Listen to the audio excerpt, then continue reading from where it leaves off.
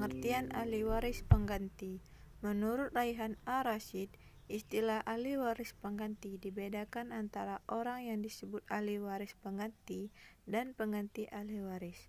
Menurutnya, ahli waris pengganti adalah orang yang sejak semula bukan ahli waris, tetapi karena keadaan tertentu ia menjadi ahli waris dan menerima warisan dalam status sebagai ahli waris.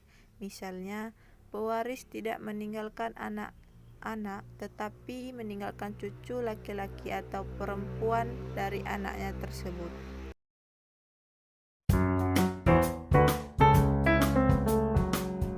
Konsep ahli waris pengganti dalam sistem hukum. Konsep ini mengetengahkan beberapa pandangan yang berbeda dari berbagai kalangan, baik akademisi, praktisi, dan ulama, yang pro dan kontra tentang ahli waris pengganti sebagai bagian kewarisan yang sah menurut hukum. Yang pertama, ahli waris pengganti perspektif Hazairin.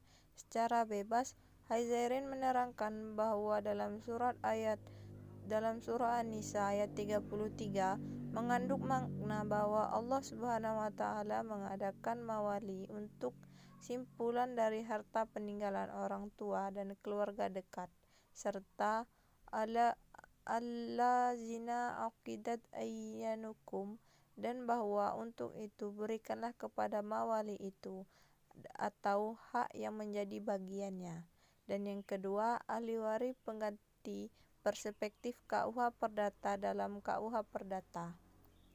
Yang pertama, penggantian dalam garis lurus bawah tiada batas, dan yang kedua, penggantian dalam garis ke samping.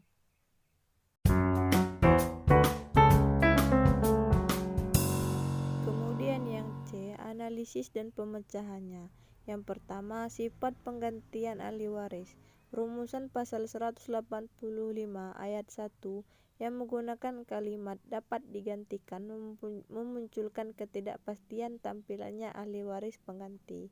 Dan yang kedua, kedudukan ahli waris pengganti dan bagiannya.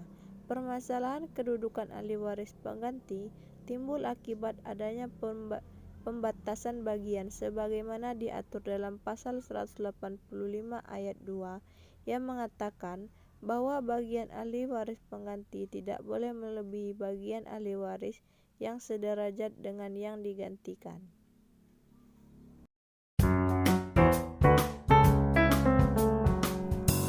Dan yang terakhir ada kesimpulan. Perbedaan tentang eksistensi ahli waris pengganti selalu muncul dalam setiap diskusi mengenai hukum kewarisan di Indonesia. Sumber permasalahan terletak pada sifat tentatifnya pergantian ahli waris, kedudukan ahli waris pengganti, dan jangkauan keberlakuan pengganti ahli waris. Akibat dari perbedaan sudut pandang tersebut mengakibatkan tidak adanya kepastian hukum serta dapat menimbulkan ketidakadilan akibat digunakannya opsi yang menguntungkan.